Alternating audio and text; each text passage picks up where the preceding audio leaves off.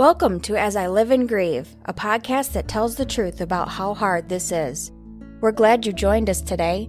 We know how hard it is to lose someone you love and how well-intentioned friends and family try so hard to comfort us. We created this podcast to provide you with comfort, knowledge, and support. We are grief advocates, not professionals, not licensed therapists. We are you. Today we are speaking with Dr. A. Peter Ziarnowski. Dr. P is a clinical psychologist who has worked with servicemen and women and with veterans for almost 5 decades. During his 5-year career in the Army, he served as a psychologist both at Letterman Army Medical Center in San Francisco and at the U.S. Military Academy at West Point. Since 1977, he has been counseling veterans in different capacities within the Department of Veterans Affairs. He currently is the director at the Rochester Vet Center, a Readjustment Counseling Center for war zone veterans and their families. Dr. Ziarnowski has over 35 years of teaching experience as an adjunct professor at Monroe Community College, as well as a couple of decades at the Rochester Institute of Technology.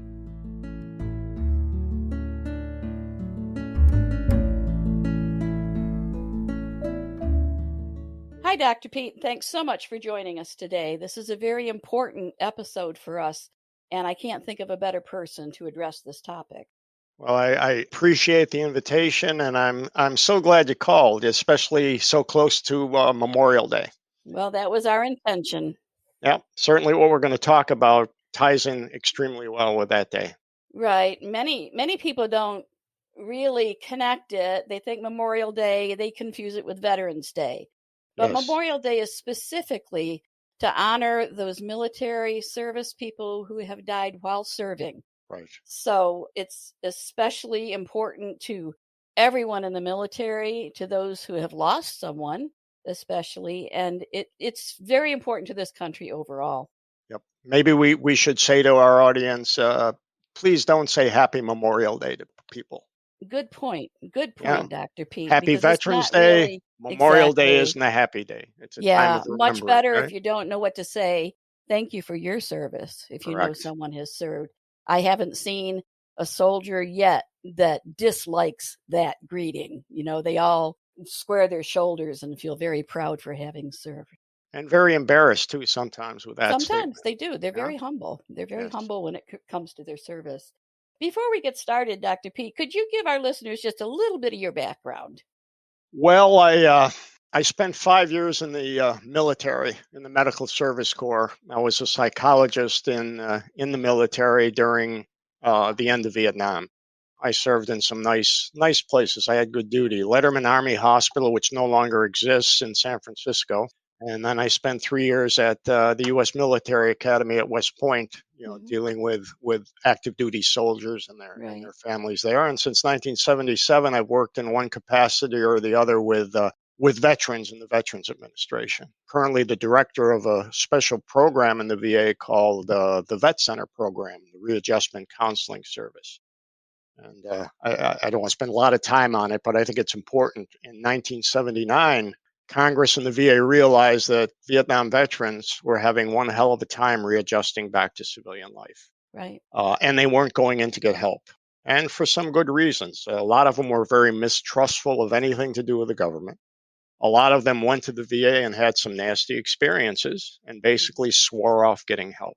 Yep. And so people kind of woke up and said, we got a generation of our young men and women who are hurting.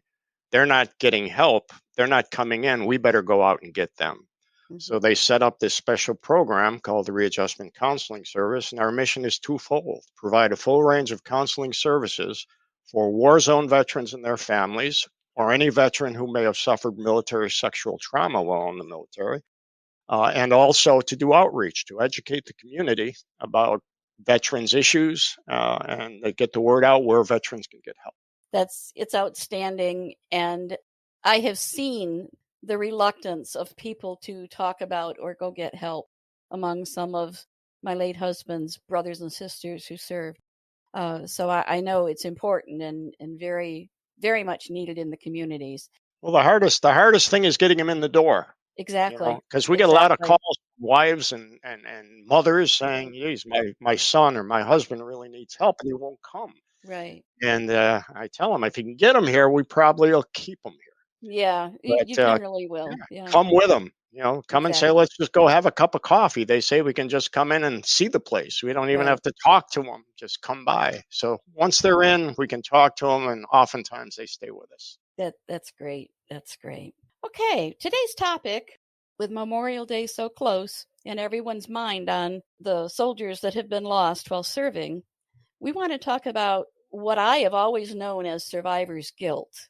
So can you tell us, what is that, and is that in fact the correct term? Yes, it is absolutely the correct term. And let me give a simple definition of survivor guilt. It's a condition that occurs when a person believes that he or she has done something wrong simply because they survived a trauma or a tragedy where other people didn't survive. And let's spell guilt with a capital G, because Exactly. that's the crusher. That's the killer. You're an expert on grief. You've been doing these podcasts, had it in your personal life. You could explain grief as well as I do. But as a psychologist or a mental health professional, we make a distinction about different kinds of emotions. Right. And the one distinction we make is something like grief is what we call a normal emotion. Exactly. When somebody you love dies or somebody you care about dies, how can you not feel that sadness and that loss? Right. It occurs. The thing with natural emotions is, if you allow yourself to feel those feelings, to express those feelings, to talk to others about those feelings, things start to get better with time. Mm-hmm. And as you know, that grief doesn't just go away. No. But it progresses. I know when I lost my mother, for the first couple of months, you think about her, you get tearful, you feel sad.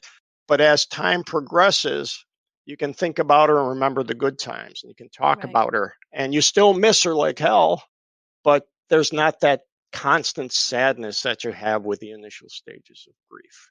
Right. The trouble with survivor guilt is that they have what we call manufactured emotions. In other words, let me give you a couple of examples of what I've heard from veterans and people with survivor guilt. I had one veteran who was saying to me, I was walking point and we were ambushed. It was my fault that they died because I didn't see it coming. Okay. Another example. I had someone take my flight so I could have a couple of days leave, and that day the chopper crashed. Yeah. He should have not died. It's my fault he died because I went on leave. Right. Give you a civilian example. I was driving to dinner with my husband and my son. We were broadsided. They got killed and I'm alive. Mm-hmm. I should have seen it coming. It's my fault. Yeah. That's the survivor guilt piece. How we interpret an event, how we try to make sense of it affects how we feel. And look at what these people are doing. Something beyond their control happened. I mean, I tell people when they give me this ambush story, I say, do you know what the definition of an ambush is? They're hiding. Yeah. They're doing everything they can so you can't see them. You can't spot it all the time. You're lucky a lot of times that you can. You have no control over that. So you feel like you killed them because you missed something. Yeah. And when people have those experiences and those beliefs, sometimes they just never voice them and they never question them. They don't have somebody like me that says, what the hell were you supposed to do? It was an ambush. It was an ambush. If people can understand, it's okay to grieve. If I think about those people dying in that ambush, I feel terrible. Mm-hmm. But if you say it was my fault, you're carrying around that burden of grief. And that's survivor guilt. And that's what crushes people and keeps them stuck and causes that constant pain that they feel. Understandable. So am I correct that you do consider survivor's guilt a type of grief? Oh, absolutely. Sure, Okay. sure. I mean, you can have survivor. Well, let me say it differently. You could have survivor guilt. They go hand in hand. Okay. Obviously, if somebody dies, you're going to grieve that. Yes. And again, that's the natural part. Irrational part is that it was my fault. So yeah, they go hand in hand. Okay. You may grieve. I grieve over my mother. I don't have survivor guilt over my mother. Right. And we understand that, as you in your examples and gave an example of civilian life, we understand that it can come from a trauma of any kind. That's right. For people. But for our purposes and Memorial Day, we're focusing specifically on our military, Right. because I believe, just from the associations I've had, I believe it's so common among military people. Yeah. Can you give any reasons why it is so common? Well, look where they put you when you're in the military and there's a war going on. Yeah. You're constantly around death and destruction and tragedy. Mm-hmm. And whether it's again, your comrades are dying and you're feeling guilty, or you take fire from a village, you mortar the village and you go in and all you find are a couple of dead children.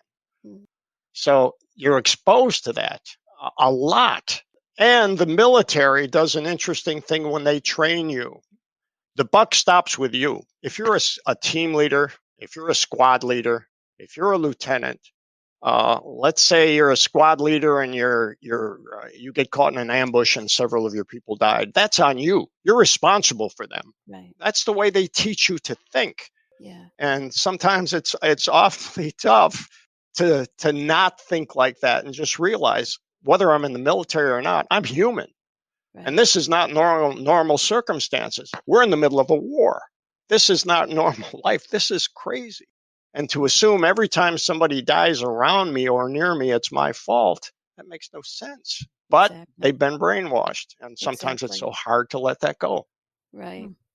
I know Tom used to tell a story. He trained in Texas at Fort Sam Houston to be a combat medic and was sent to Vietnam. And he tells me that when they left the States, there was a plane of, I think, several hundred of them. And when they landed in Vietnam, about 2/3 of the plane was sent to the north, and Tom was sent with the group to the south.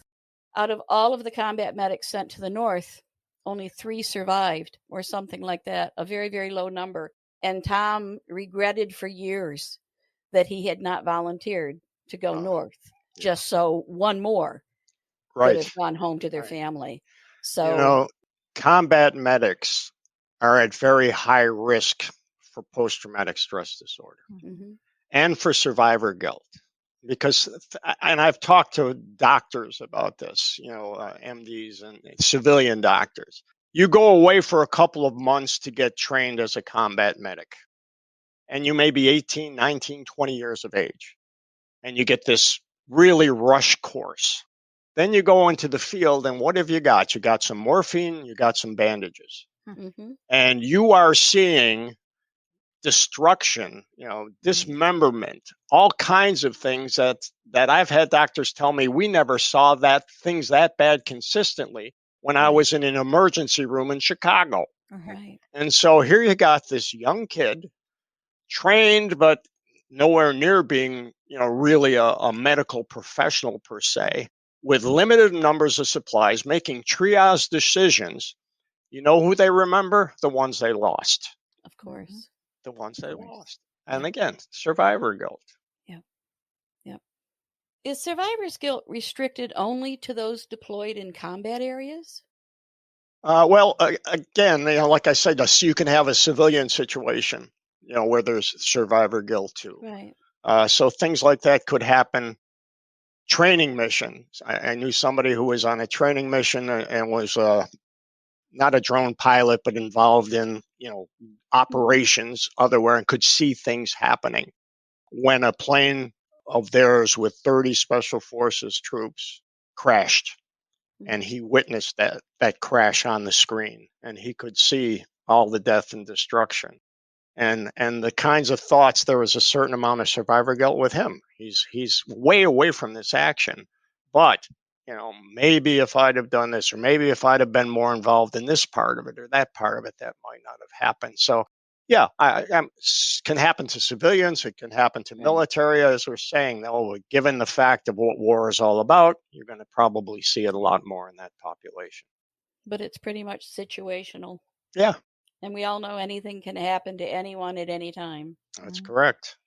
Dr. Pete, does it generally have an immediate impact, or does it impact the soldier later, like maybe when they return to civilian life? Yeah, that's a good question. I always said I was never going to ever say that on an interview. That's a good question because it always sounds like you're stalling for time. But that's not what I'm trying to do. We like hearing it, though. Just we like hearing that we Yeah. picked a good question. Okay, that was a great question. Let me address it. And I'll use the again. I've kind of got most of my experience working with veterans forever, Vietnam veterans. Let's say you're in Vietnam for a year. Okay. And you see your first death, whether that might be a friend or whatever.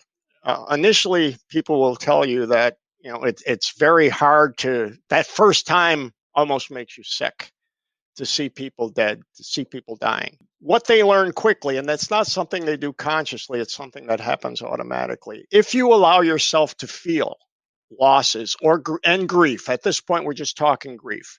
If you allow yourself to feel that grief, and you're going to get yourself killed or you're going to get other people killed.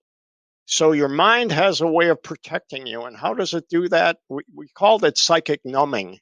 All of a sudden, you numb yourself to all the death and destruction around you. Mm. Whereas before you were just overwhelmed. Now you just kind of walk around it. You walk through it. You don't allow yourself to grieve. That's the first thing, that you don't allow yourself to grieve. And so maybe while you're still in that war zone, you're okay. And then you come home and you're surrounded by other soldiers who have experienced with you, like you have had, and you talk and you joke and you get drunk and you deal with it. But oftentimes, it'll be a little bit later, maybe when they're safely at home and comfortable. And here's where survivor guilt does its destructive things. You'll find people with survivor guilt who basically are sabotaging all the good things going on in their lives because they don't think they deserve it. I don't deserve to be alive. I got a wife who loves me to death, and yet you're pushing her away. Mm-hmm. Right. I've got kids. You can't get involved with them. You got a good job. You got a chance for a promotion, but you don't take it because you don't deserve a promotion. And that's that destructive nature of that survivor guilt. Yeah. Are survivor's guilt and PTSD related at all? I will say this, an awful lot of the people that I see with PTSD, and that's my major clientele, an awful lot of them have survivor guilt. Mm-hmm. You could have survivor guilt without PTSD because it requires like 3 or 4 different categories of symptoms. A lot of people don't have all of that, but they could still be suffering from the survivor guilt. And they still need, if they have that survivor guilt, they can certainly benefit from some treatment. What are the emotional responses someone realizes with survivor's guilt? Certainly, it can cause a lot of depression. Mm-hmm. It can cause an awful lot of irritability. It can disturb people's sleep. As I said, it can cause you to push people away and sabotage the things that in your life that you deserve, but you don't feel like you deserve. So I think it runs a gamut of negative kinds of emotions. But I would say depression and depression would be the biggest part of that picture. I think. That's certainly understandable. Yeah. What then is the recommended treatment? We tend to use something called cognitive processing therapy, and it goes back to something I said early on in our discussion. How you think, how you interpret something that's happened to you will affect how you feel. And so what I try to do, and I think what cognitive behavioral therapists try to do, people who are trying to help somebody with survivor guilt, is we try to understand, what are you saying to yourself that gives you this burden of guilt? And it's interesting that people will sometimes aren't even aware of what they're saying to themselves that's got them so messed up. Now, this example is a little bit different, but this is more related to post-traumatic stress disorder. But I want to explain to you and give an example of this idea of how you think affects how you feel. I was working with a Vietnam veteran who was in military intelligence, and he was a lieutenant. And he was all excited in Vietnam. They captured a prisoner, and they found out the exact location of a large enemy force. He goes in to report to his boss. I believe he was a major. He goes into the major's tent. The major's got a map of that area of Vietnam on the wall. He goes up to the map and he says, "Sir, we caught a new prisoner. Here's where we got information about this unit. They're here." And the major says to him, "Thank you very much, Lieutenant. I appreciate that." And as he's starting to walk out, the major says, "But we know the enemy's over here." And he points to a different area on the map.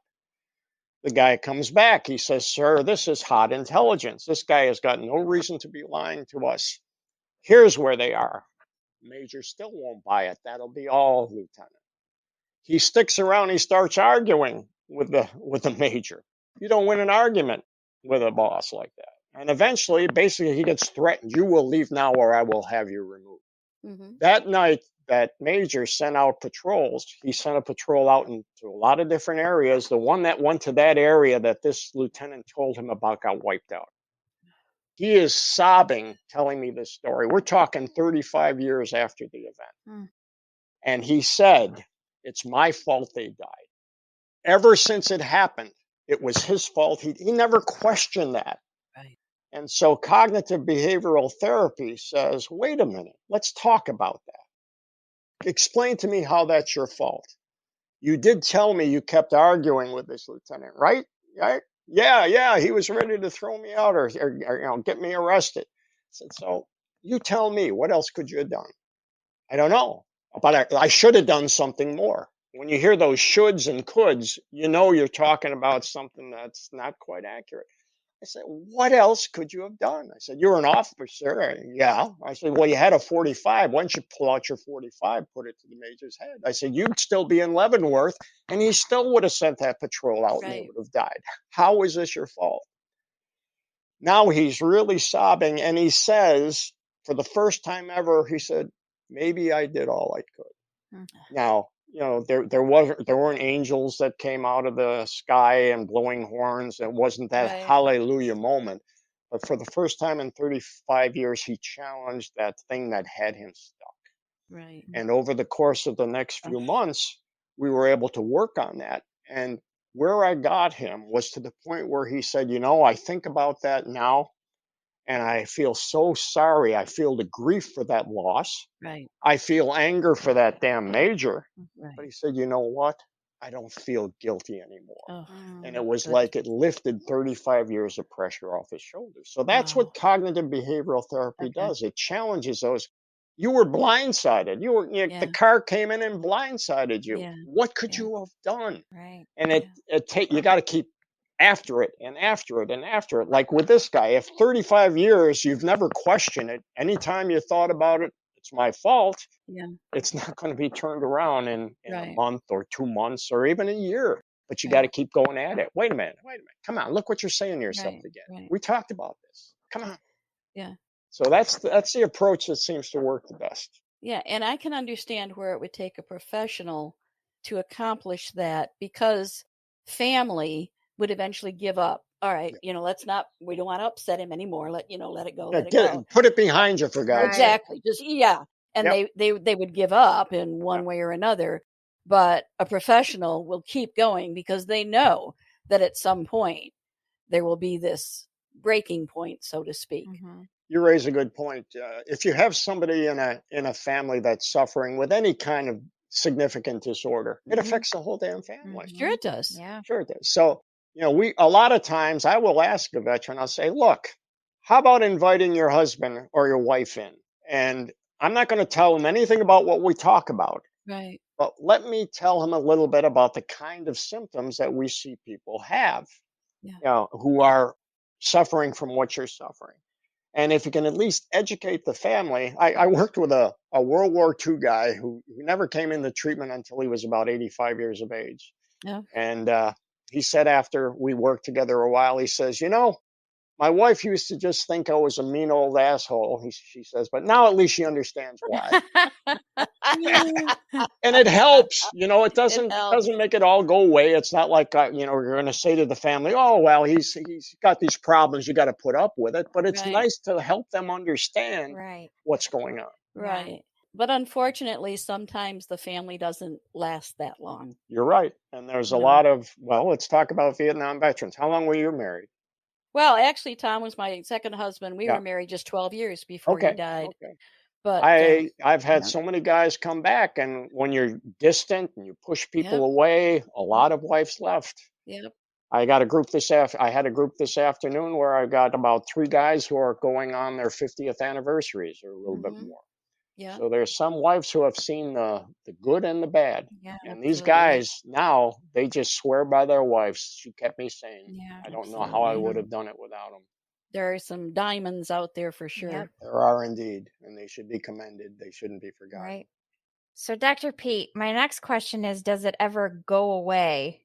But obviously, you just talked about people that have been married for 50 years and they're still dealing with it. Well, there we're talking about post-traumatic stress. Okay. And also this was a Vietnam group. A lot of these guys didn't come in for treatment until 20, 25 years after Vietnam. After they retire, so many of them get by. They put up with it. They drink or they keep themselves busy all the time so they don't think. Right. And they get to the point of retirement when all of a sudden they got a lot of time on their hands. And all of a sudden their mind starts going back to things that they don't want to, where they don't want to go, and that brings them in. Right. And again, the longer they've lived and tried to deal with this with alcohol or just keeping busy or whatever it is, it's harder to move them on. But I got to tell you, these guys are an inspiration to me. I've seen some of them when they first started in treatment that I could have sworn the marriage is going to be over very quickly. They were upset with the relationships they've had with their kids, and now their kids are adults and they won't talk with them. And I've seen the work they've done in putting those things back together. And do they still have nightmares once in a while and anger once in a while? They do, but they've learned how to control it and cope with it. And they're so much more functional. Their quality of life is so much higher. Do they still have post-traumatic stress? Yeah. Sure. Yeah. But boy, have they done a lot of good work, and they're feeling a lot better. Yeah. It's wonderful. How can the general public or family members, how can we support our veterans or those very recently back from active duty? How can we support them? I do. Well, the vet centers, we have an agreement with the National Guard. Anytime a unit comes back from the National Guard, about 2 months after they return, they usually have an event like a weekend training in a nice hotel, just welcoming them back. They get a lot of training. They can bring their families there, and they invite us in from vet centers. We sit down individually with every one of those people. It's one thing to get up in front of a group and say, hey, if you got any problems, I'm here in this room, come see me. Right. They're not going to come. No. Right? But if they're forced to come in and talk to me behind closed doors, then I can talk to them. And I give them a little, they got a little checklist they fill out about, do you have this problem? Is this going on? And everything is good. It's always good. Of course it is. So they come in and I say, well, it looks like this wasn't such a bad deployment. How many others have you had? Oh, 4. Really? Really? Were any of those harder than this one? And then you start hearing the stories. And oftentimes I'll tell them, if you want to bring your wife in, bring her in too. Or your husband in, bring him in too. Right. And that is so much more helpful. But what I also find helpful is while they're deployed, we have on occasion been invited in to talk to the spouses because they're getting together for an event. And that is the most helpful thing. Because I can say to them, hey, look, there's always a period of adjustment when somebody comes back from a war zone. Right. It stands to reason. You can't just pick up where you left off. But usually, given simply the passage of time, people work through their nightmares and their anger and their drinking, and things start to settle down, and they're doing okay. But some of them aren't going to do that, and you're going to see it before they do. Right. And so what I'd like you to do, and again, I shouldn't talk like this, but I basically say to them, what you got to do is give them a good kick in the ass. Tell them you need to get some help. Right. So I think that's what family can do. If they're concerned about their spouse and they see symptoms, they're not the same as they used to be before that experience. You got to say to them, hey, look, honey, will you please go see somebody? And I don't let it get to the point, and I've seen veterans who suffer this. My wife said if I don't get help, she's out the door. Right. And so I'm Well, here, but I don't think I need to yeah, be here. that's an But then when we ultimatum. start, but they're here, you see, and Yeah. then Yeah. I can say to them, I don't want you to talk at all. I'm Right. going to describe to you some of the things I see in people who have been to Mhm. war like you. And I talk about the nightmares, and I talk Yeah. about the numbing, and I talk about the hypervigilance, and all these Mhm. others, and you can just see their eyes getting bigger and bigger. Mhm. And I'm saying, hey, if you're having any of those kind of issues, at least now I know Yeah. what it's like, and Yeah. I know you're not crazy. So Yeah. maybe we can help get it better if we can work Right. together. Right. Hmm. That's Yeah. outstanding.